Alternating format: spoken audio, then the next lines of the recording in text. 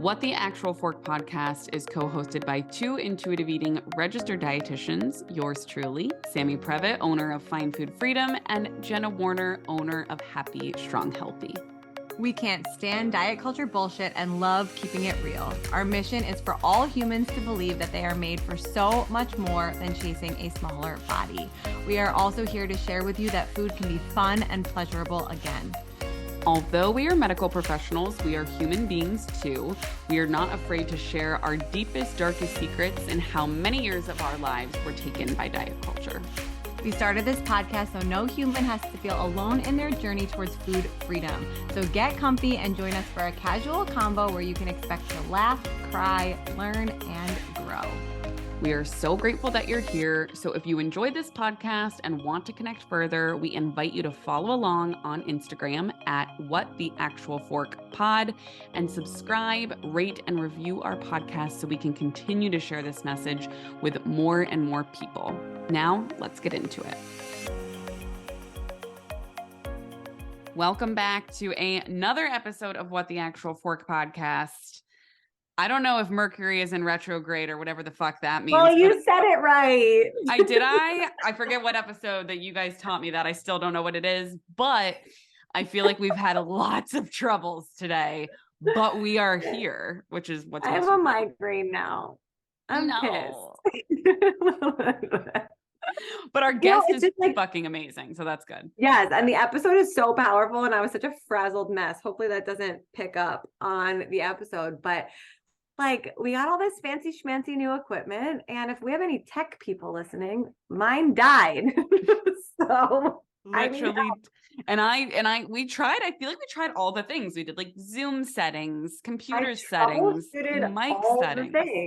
But what are the odds that both things stopped working? Yeah, I feel like there's something going on. So we need to figure out tech support for sure. I don't even want to talk about child sickness because I feel like we do that in every episode, but that's just I feel like that's just the norm right now. But I have a What the Actual Fork that I want to get to, but I want to hear from you first if you have one that you want to get to. Now you have to share it. Okay. I sent it to you on TikTok, but I honestly haven't opened our inboxes on TikTok yet to see if you've replied. So I apologize if you have. I've seen it on multiple. I'm not going to say the creator that I sent you, but I've seen it on multiple creators' TikTok accounts now. Literally probably 4 that I should send you the other ones that I follow these creators. I genuinely love these creators. Their content is not diet culture related. They're not dietitians. They're not therapists, but they have sold out for Weight Watchers ads. And I am just like, what the actual fork? And what's even did you message them? Please tell me you did. I publicly commented on the one that I sent you, and I haven't checked today. And I'm sad because I love the person, and I hope, and I tried to comment with as much kindness as possible to say I love you and I appreciate you, and that's the only reason why I'm commenting on this. Otherwise I wouldn't give a fuck and I'd keep scrolling. But what's really disappointing is that, and I'm sure it's not this person that I sent you, or there's multiple of them, that Weight Watchers is now scripting their influencer ads to talk about relationship. This person said relationship with food 500 times in the ad on TikTok, and talking about how their it's helping with their relationship with food. And I was like, what the actual fuck? I thought we're past this, but we're not. And so it really pissed me off. I just looked yesterday. at my DM, or I just looked at my TikTok DMs to see who you were talking about. And this is shocking. It's so sad. And I know that there's colleagues that you and I have chatted with that have mixed in with this person. And I was really hesitant to comment. And maybe in a future episode, we'll talk about what it is. I hope that they reach out to me. I haven't checked my DMs to see if they DM me because we're friends on TikTok. And it's really disheartening. And I want to make sure I make this really clear that I'm not anti this person. I'm not guilting or shaming this person. My anger sits with Weight Watchers that they were able to spin this to make people think that they could make it a food freedom message. And I think this just speaks to like, there's just so many issues with it, because I know that Weight Watchers is probably paying people a fucking arm and a leg. What's her name did a Weight Watchers ad, and she went out and publicly apologized. The one dietitian, Steph. I remember. What's her last name? Grasso. And thank God. I remember I commented on hers. I was like, whoa, I love you, but like, this ain't it. And she like literally like went back on the partnership and was like, and like, good for her. Like, that's what you and I talk about all the time, publicly fucking up and then learning from it.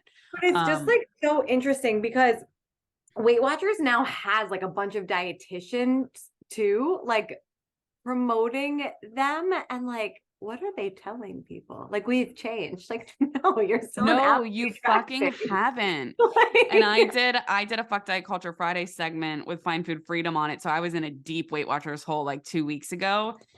And it's like, dude, they just like try to shape shift every single year to just, it's like, give it up. Like, you're the reason that we're all fucked up with our relationship with food, because you already like targeted our parents. And you know, it's just, so yeah, that video I sent you, I'm honestly stunned. I gasped when I saw it, because I was like, oh, an ad from blah blah blah, like, and then I was like, oh my God. And it felt like a gut punch. And I know that's what's so hard, is like, I know that did not help their relationship with food. And I tried to comment that, but you know, again, I'm not mad at the person. It just sucks. It really sucks. So that is my What the Actual Fork moment of the week, that Weight Watchers, in fact, is still a massive piece of shit. And that doesn't mean if you've done Weight Watchers, right? We're not anti-weight people who have done Weight Watchers. We're anti-Weight Watchers. So yeah, sucks. I feel like I can't really top that. I feel like the only one that I really have is I'm getting more and more comments now on that video that I talked about recently on one of our episodes. I think it was the one with Christine Burns, where we talked about like how I duetted or stitched the treadmill walking one where she's wearing it on her ankle. I am getting like some hate comments. So apparently word has gotten out. And like, again, I just want to clarify, there's no need for clarification. I just want to repeat that when I see videos like that maybe the creators had no ill intentions in sharing what they're sharing, being on the side of the coin that we are on, and also having the lived experience of orthorexia, abusive fitness, you know, disordered mindset around fitness and food in general, like knowing how easily someone can take a quote unquote healthy habit or behavior and push it over to the dark side, like how blurry that line is. I know that firsthand, and I know how our clients see those types of videos, and like calling that out is something that needs to be done, because even if the intentions were pure, encouraging people to track every single step that they took, because if it's not tracked, it doesn't count, isn't healthy. And so like, I'm not going to take that back, and the video is not coming down, and I will continue to ignore the mean comments. But like, the reality is, again, did I have to be so bitchy in it? No. But did it get people's attention? Clearly, yes. And like, the reality is that these types of behaviors can go too far. And like we talk about in the episode coming up, like we will cover orthorexia in greater detail soon, because it's necessary. And I don't think you're being too bitchy. I know exactly what you mean though. Like when sometimes we're just like in a mood and like we're fiery and we're fierce, because when you're making those videos, you're thinking of your client's best interest and how this is going to land with people.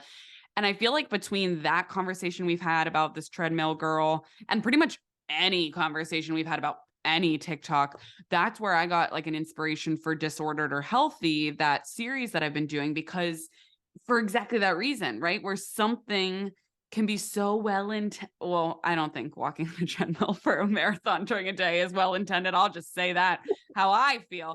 But you know what I mean? Like, it's like you can take, for someone, it may be like, if they genuinely think that's fun, great. But for so many others, that is extremely disordered. And so, like, is it healthy or is it disordered? And I feel like that, like, everything we talk about has so much nuance to it. Yes. Even like greens powders, like, which we talk about all the time. So I think there's so many different ways that the internet is going to take things and twist things and, you know, put their own spin on it. Yes. Well, I guess I did have a what the actual fork moment. There you go. There you go. Well, let's talk about our amazing guest, because she is such a good friend of mine. And the next time you come visit in Florida, we will all go out. Her and I love to go to this restaurant that's actually across the street from Sienna's daycare that does a double-decker charcuterie board. It's amazing. That's like McCall and I's favorite. So we will definitely go there. So we had McCall Dempsey on the podcast. So freaking amazing. Let's get into it and tell you all about McCall. So McCall Dempsey is the founder of Southern Smash, an eating disorder survivor and passionate recovery advocate. After a 15-year battle, McCall sought treatment in December of 2010. Since then, she has made eating disorder awareness and prevention her life's work and passion. McCall travels the country sharing her story of hope and healing with audiences everywhere, from high school auditoriums to treatment centers to corporate meetings. Her message of authenticity and embracing your inner uniqueness transcends all ages.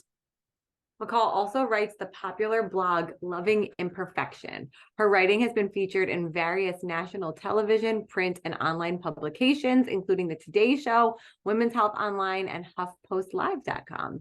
A Louisiana native, McCall now resides in, am I going to say this wrong? Ponte Vedra. Is that right? Great job. Yes. Thank you. Ponte Vedra Beach, Florida, with her husband, Jordan, and her 2 children, Manning, who is turning 11 this week, she said, and Marjorie, who is 8. Southern Smash, which Sammy just mentioned, was founded in November of 2012 by McCall Dempsey, and it was created to fill a silent void in our society. Poor body image and negative self-talk have sadly become a cultural norm. Through its unique and empowering scale smashing event and Smash Talk panel discussions, the Southern Smash program aims to educate the public about eating disorders and empower individuals to celebrate and embrace true beauty and self-love. And I think the next time I come visit, it needs to be for one of those, because that just sounds like so much fun. Her events are so fun, and she's amazing. Like, she's just one of those people, like, you always want to be around. Like, when she walks in the room, like, her energy is amazing. And like we said on this episode, we'll definitely be having her back for a part 2. And maybe 3. And probably 3 at this point. But one thing I definitely want to call out before we get into the episode is that, you know, National Eating Disorder Awareness Week is coming up, and McCall, you know, partnered with the Alliance for Eating Disorders and with Southern Smash, and they have so many resources, which we absolutely get to in this episode. But if you go to allianceforeatingdisorders.com, you'll be able to find all of the information for all of the amazing free resources that they have. And there is a lot of free resources. I'm looking at, I just made sure to follow all of the accounts too. And there's so much content on here and inspiration with at Southern Smash on Instagram, at Alliance for ED, and then also on McCall's page, which she shares at the end. So you have to listen till the end to hear it. Yes. And so if you feel like you are struggling with eating disorder behaviors, you're not sure if you have an eating disorder, you are struggling with an eating disorder, you have a loved one that's struggling, like, if eating disorder is somehow, some way ingrained in your life, please listen to this episode.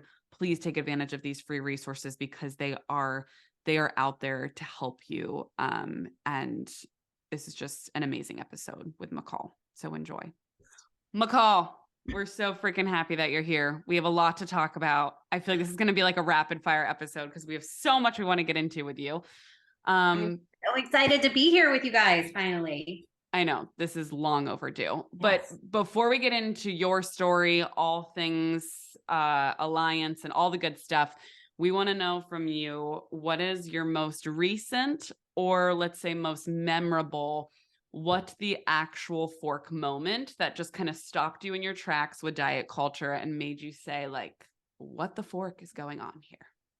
Oh, well, it absolutely has to be the AAP's new guidelines for kiddos. I mean, that literally just put me and our entire field in the eating disorder community, just hard no, hard pass, absolutely not. You know, the work that we do, we've seen it day in and day out, the harm that can be done when we put kiddos on diets, much less bariatric surgeries and things of that nature. And it's something that we work really hard against. And we put out a statement, and we hope that we will have a voice at the table, someone in the eating disorder field, to help guide in a different direction away from those really harmful standards.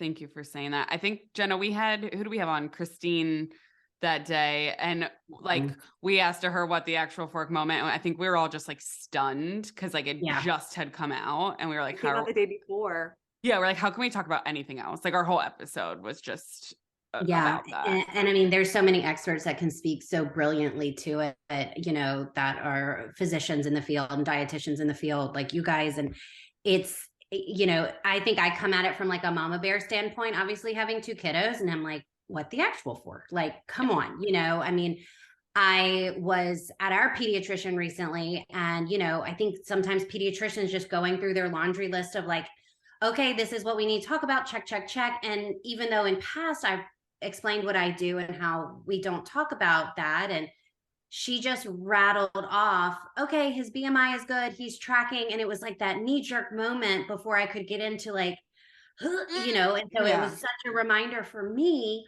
that even though people know what I do, you know, they just have that click, click, click, click, like check the boxes. I now am going, next time I go to that pediatrician, who we adore and love, who I saw today for potential pink eye, just want to say, like, the best. I love her so much, but I will hand her a slip of paper because my son, especially, you know, he's 11. And while technically he is quote unquote normal and all the parentheses and asterisks that I'm going to put around that, I still don't want him to start equating all of that with I am good, I am worthy, you know, all of those things. And that's something that, you know, a lot of parents get blindsided by. And anytime I post about it or we post about it on the Alliance's page, so many people are like, that's how my eating disorder started. That's how my struggle with food and body started, was when my pediatrician said X, Y, or Z. So it's just harmful on so many levels.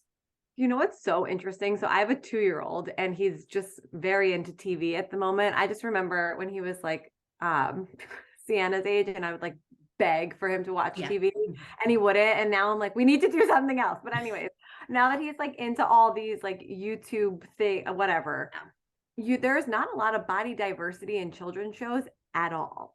And it's something that I'm starting to pick up on that I never picked up on before because I didn't watch children's shows before.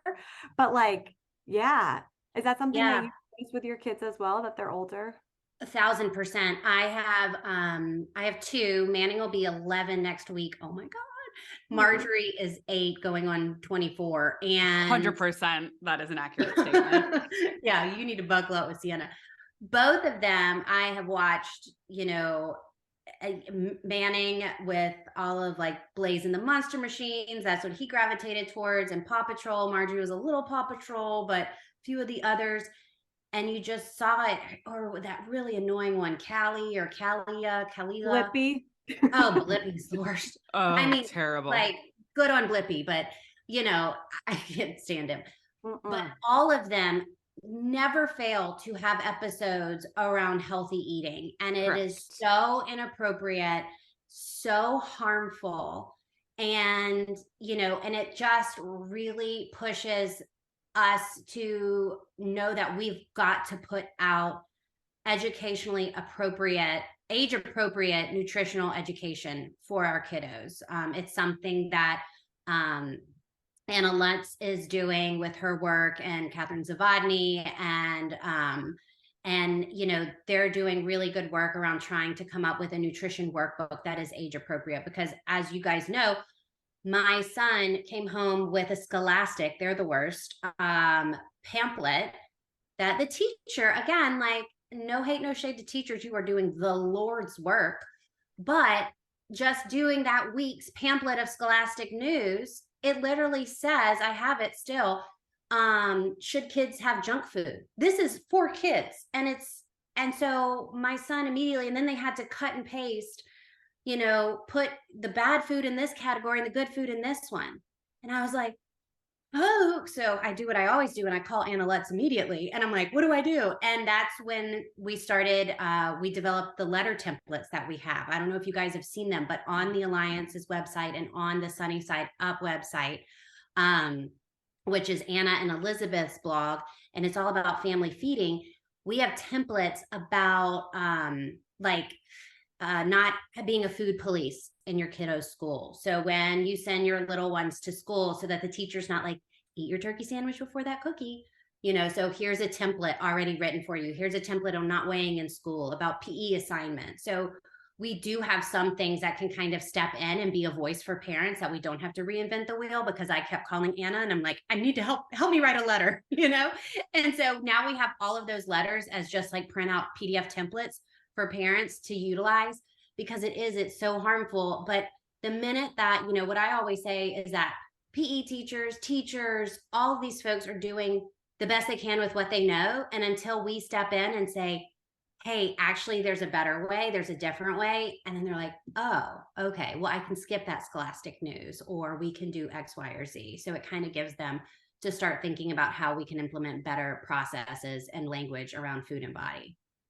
Can you repeat where people can find those? Because I had a recent follower of mine message me saying that she was sent home from karate. So this is an extracurricular that she's paying for, a lot of money, I believe, because I believe that is a very expensive extracurricular. All of them are. Right after the AAP guidelines came out, they made a statement about how karate helps fight obesity, quote unquote, was what I gathered from it.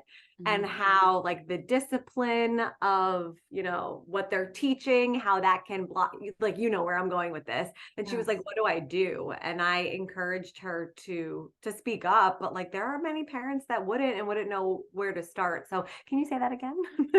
You can go to allianceforeatingdisorders.com. And I just put it up, sunnysideupnutrition.com. Elizabeth Davenport and Anna Lutz. This entire website is like pure parent gold for nutrition, family feeding, recipes, encounters like you're talking about, like what language do I use? And they give really great advice, you know, on everything from, okay, my kid is a constant snacker. How do I set boundaries, but also allow them to be intuitive eaters? Like, they are the gurus that I just run to for all issues. That is amazing. We need to get them in touch with Miss Rachel. I don't know if Miss Rachel is, your kiddos are a little older, but they're older, but I've seen her. You do. She's Noah amazing. Says, I tried to make Noah watch Miss Rachel this morning, and he says, no, like Rachel. No. And Elise Myers just did a little like segment on there. I saw that. Yeah. And Miss Rachel does a great job of just being very inclusive. She brings on a bunch of different, you know, just there's no body diversity on her show either, though, I will say. No, Rachel, there's some that she does have body diversity. Not all, but I'll send you some, because she has definitely different races, genders, sexualities. Like, they've touched on certain things. So not everybody. That's awesome. Yeah, no, I mean, they would be fabulous too. I'll connect you guys with them. Because Miss Rachel, and then I promise we'll be done with Miss Rachel because I'm obsessed with her. She followed Dr. Taylor Arnold on TikTok, who her account is Growing Intuitive Eaters, who we've had on here. We love Taylor's work. So I was like, oh, if that means Miss Rachel's like aware of intuitive eating, we just need to like grab Miss Rachel before a harmful episode happens. Yes, before the like healthy eating episode that we all think is probably on the horizon. And that will definitely happen at some point, because it's like everybody thinks it's the thing to do, is like, let's teach kids to cut up cucumbers and then they're going to be the most perfect healthy eater. And I'm like, stop. You know? Okay. So we have a lot to get into, Yeah. and we just talked a lot about things that we didn't even think we'd talk about today, which that's what podcasting is all about. Welcome to McCall's brain. And that's No, us this as is well. the brain of 3 moms. Yes. Yeah. 3 very, very Yes. distinguished mom brains. Okay. So I know that you love a good charcuterie board. I know that you are obsessed with Glennon Doyle. I know many things about you, but I know Jenna's getting to know you, and of course our listeners as well. Tell us the story behind McCall. And I know that you have so much to share, but just how you got into this work personally, professionally. Yeah. So, how long is the podcast? Sports Center version is, I developed an eating disorder around the age of 14 or 15, but I remember at a really young age not feeling good enough in my skin, in my body, with who I was. I was and am an extremely sensitive soul, but grew up, 80s and 90s with parents that were like, suck it up, you're fine, stop crying. And again, like, love my parents, and there wasn't a lot of room for all the feelings that I was holding. I saw my sister get into exercise and fitness, and she never developed an eating disorder or any issues with food. But I started to see that at a young age, and that kind of started to click in my brain. We all know that eating disorders have a very large genetic component tied to it. And the best analogy is, your genetics kind of load the gun, and then something later in life pulls the trigger. And so for me, I was that, perfectionistic personality, sensitive, and probably a lot of anxiety and depression, floating around in there too. And when I was in high school, I got my hands on Adderall, which is, as we all know, an appetite suppressant. And I knew how to play the cards and get the prescription like every other girl at my Catholic high school. And of course, when the weight started falling off, not that I had weight to lose, but it was met with a lot of compliments because we live in such a weight-centric world. McCall, what are you doing? As if weight loss is like key to happiness in our really effed up society. I want to put a disclaimer, McCall. We literally just released an episode called Adderall is not the answer for weight loss. And we talked about our Adderall subscription. Yes, I saw it. No, I saw it. It's so good. And I was like, yes, thank you. And I literally always bring that up to folks because I'm like, look, my son is on ADHD meds. No hate, no shade to them. They are so widely abused. It's no secret. And there's no secret behind my pretending to not, I can't concentrate. And that's all you had to say in the 90s to get a prescription. Correct. And, off I went. And when the compliments of weight loss turned into concern, it was so validating for that eating disorder growing inside of me. And it became, really overpowering. And my parents, of course, noticed. But again, 90s, not a lot of information. They didn't really know what to do. And they kind of were like, well, it's just a teenage phase. And then as I entered senior year, it morphed more into a pattern of bulimia and of, basically all the behaviors at that point. And the weight came back on, and my parents were like, oh, teenage phase, check, we're fine. And so really what happened is that I was learning to become a master of hiding all the different eating disorder behaviors, really swinging from one into the other. My obsession with the scale started when I was a freshman. All I would talk about to my mom when we were shopping for freshman things at the dorm at Ole Miss was the freshman 15. I had read every shape article on how not to gain the freshman 15. So I was like, I'm not going to do this. I had all my rules. My mom, unbeknownst to her, that her daughter had developed an eating disorder, said, oh, I keep my weight in check with a scale. Let's throw one of those in the cart. And so that's when I started that weighing 20, 30, 40 times a day, just waiting for it to tell me that I was kind and beautiful and smart and caring. And of course it never did. I did not gain the freshman 15, and once again was met with loads of compliments and praise. And, oh, you have such willpower. But while my friends were out at the bars doing late night, I was at home weighing myself. And it didn't mean that I missed out on everything. And that's kind of like the both ands that I have to hold that I posted the other day on Instagram of, yes, I did the total SEC experience. I went to Ole Miss. I was a Kappa. I was so involved. I did all the tailgating, and I was so isolated and alone, literally killing myself behind closed doors, or at least the eating disorder was. And that's truly how I spent the next 15 years, was hiding all of my secrets. And, you know, I always say my eating disorder was like this arsenal of symptoms. You know, I would restrict for a while, I would compulsively exercise, and I put that back, and it would turn into binging and purging, and I put that back, and it turned into another thing. And it was just this constant revolving door. And from what I knew, Eating Disorders was the Lifetime movie of Tracy Gold, where she was this gaunt, starving human that never went out and had friends, and she was cured by the end of your 45-minute PE, you know, lesson. And I was like, well, I don't fit into that. I didn't fit into anything because I thought you had to perfectly fit into some diagnostic code. And it wasn't until I stumbled into the sport of triathlon in 2008. I had been working in television, marketing, very successful, married, totally did the bride diet. And to this day, that's what I posted last week, was something that I continue to mourn the day of my wedding. Was it a fabulous wedding? Absolutely. It was gorgeous. It was a Cinderella wedding. And I really wasn't fully there. I wasn't fully present. And it was something that my husband and I had to redid 10 years later. And those are the pictures that I have up. But when I got into triathlon, I decided to tell my triathlon coach, who was becoming a really close friend, that I was addicted to diet pills. I had been for many, many years. And I thought, if I can just get rid of these diet pills, all will be right in the world.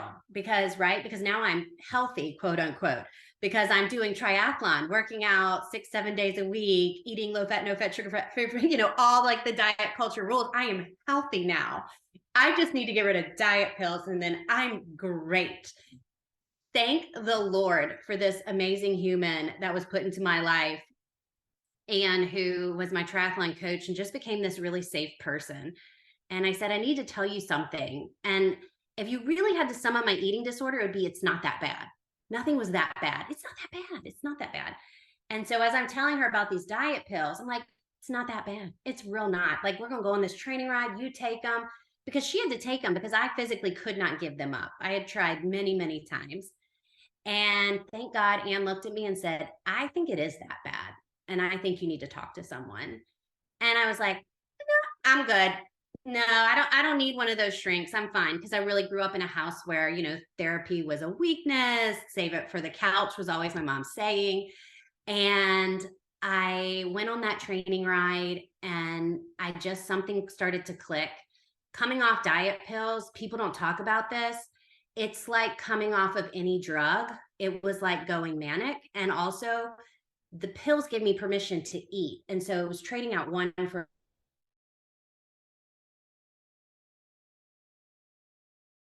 the change in the moods. And he figured out, and he sat before me bawling his eyes out, and he said, if you don't go talk to someone, like, you have to do it. Even if it's not for yourself, do it for me, do it for our future family. And we didn't have kids at the time. And I was like, okay, fine. So anyway, long story short, I went and saw a therapist. First was the dietitian. You guys will like this one. First, I had to meet with the dietitian, and I felt like I was having my skin peeled off layer by layer. This lady was like asking me all of my secrets, all of my food rules. And then she wanted to weigh me, and I ran out of her office, and I was like, never again. And Anne was like, you have an appointment with your therapist next week. If you feel the same way, I'll never say anything. Of course, I go meet with a therapist for the first time, and she just like oozed this kindness and compassion.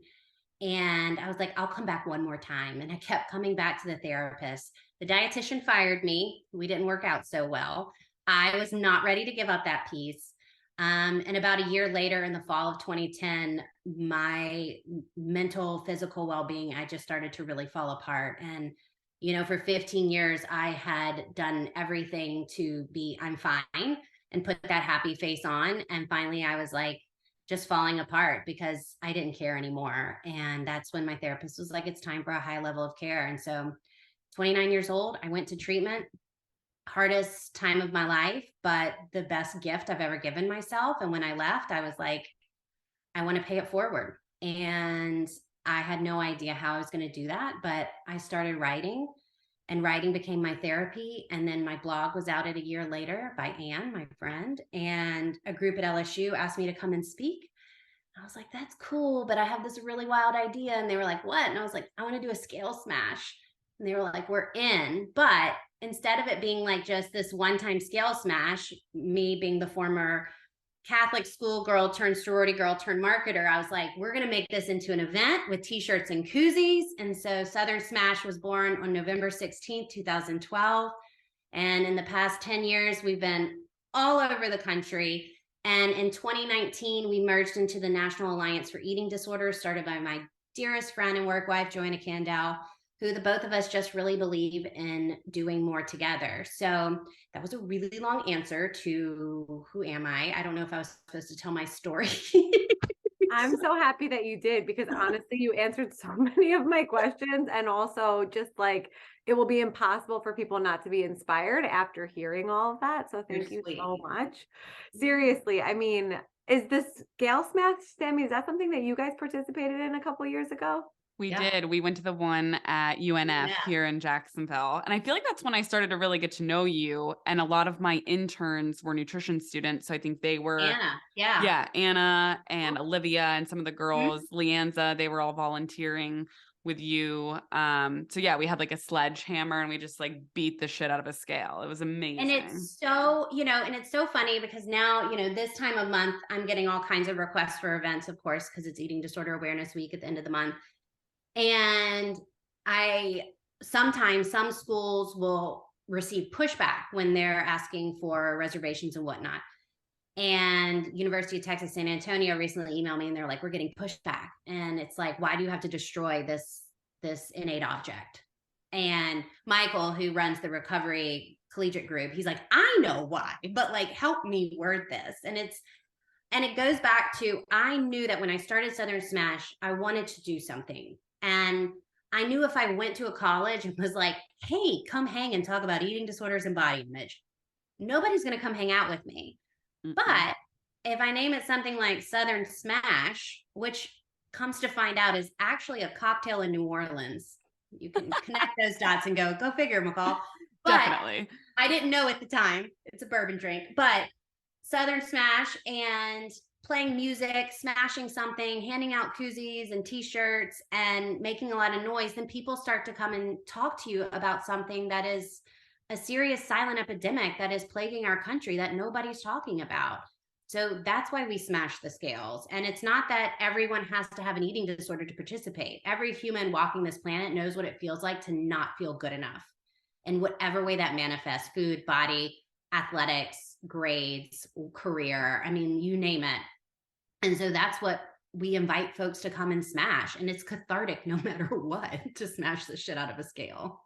It really, really is. And so you had mentioned when we were chatting, you had said, how the Eating Disorder Awareness Week is coming up. And with the Alliance, you guys offer so many resources. And honestly, until I met you and really learned about the Alliance, I didn't know about a lot of this. And I send so many parents to you guys. I think that's one thing that when you have a loved one, specifically a child struggling with an eating disorder, and maybe you don't have the verbiage or the knowledge because you just don't know at the time. If you could just speak on like some of the different support groups that you have, or if you want to speak on specifically anything coming out for Eating Disorder Awareness Week. Yeah. So I knew when I was merging into the Alliance, that was the only organization I would merge my baby into, because we are truly the boots on the ground across the country. And one thing that Joanna had started years ago was our free therapist-led support groups. And we're in about 25 cities across the country. But with COVID, we quickly pivoted to virtual. So currently we have 6 virtual therapist-led free support groups, so via Zoom. Folks from across the globe access our services. So we have 3 for individuals, pro-recovery, 18 and older, all genders, 1 LGBTQ+, led by therapists that identify in the queer community, 1 for friends and family, and then 1 for parents with mothers with children experiencing eating disorders. We also have a hotline or email or Find ED help that you can access. If you call us, our phones are answered by licensed therapists who specialize in eating disorders, who can actually connect you to whether it's outpatient all the way up to medical stabilization, taking in, helping you navigate, okay, what insurances, what treatment centers accept this insurance, because that's a whole other, really hard thing to navigate. And then, of course, we have our free educational platforms that we go in to educate frontline responders. So doctors, dentists, nurses, folks that are the front lines that often don't have adequate eating disorder education to know how to recognize and refer. And so that's really what we're going in and helping them recognize and refer. And then, of course, I go and speak at a lot of high schools and colleges. But what's really exciting coming up for Eating Disorders Awareness Week is that we are kicking off our Not One More weekend. So this is our global virtual event. So it's 3 days. Friday, February 24th is the Day of Help. It's built on our 3 pillars: help, support, recovery. So Day of Help is all about pushing on social that it's okay to ask for help. It's okay to not be okay, and it's okay to ask for help. And here's how: giving them our number, the Find ED Help, which is the country's largest database of clinicians. It's free to list, it's free to search. Saturday, February 25th, from 8 a.m. to midnight Eastern Standard Time, every hour on the hour is a different support group. So we're going to have our typical, pro-recovery individuals, 18 and up. We're going to have our friends and families, our LGBTQ. We're also going to have a BIPOC group. We're going to have a group for athletes and eating disorders. We're going to have one for parents with kiddos that are minors, for parents with kiddos that are adults. So you can find that lineup on notonemore.co. And then on Sunday, February 26th, is our Rally for Recovery with the theme, It Is Time for Change. So that starts at 6 p.m. Eastern. Again, free to attend. It is an hour where we're giving Tess Holliday our Global Changemaker Award. She is just the most inspiring and incredible human being. If you don't know who she is, look her up. She is just a total change maker. We have an incredible conversation called Smashing the Archaic Stereotype of Eating Disorders. So Ayana Ishmael, William Hornby, Stephanie Ng, Elisa Donovan is the moderator. It is a fabulous conversation, really talking about eating disorders affect every human and every body. And so they're speaking to their real life experiences of accessing care or lack thereof. And so that's our weekend coming up, and we're really excited. What we do every day is just, trying to help people and connect people to care, because sadly, accessing eating disorder care is not only confusing, but extremely difficult, extremely expensive. So we work really hard to try to help folks in any way we can find those providers or treatment centers. That is amazing. Thank you so much. And I'm so glad that this is airing, giving people enough time to save those dates for their calendar.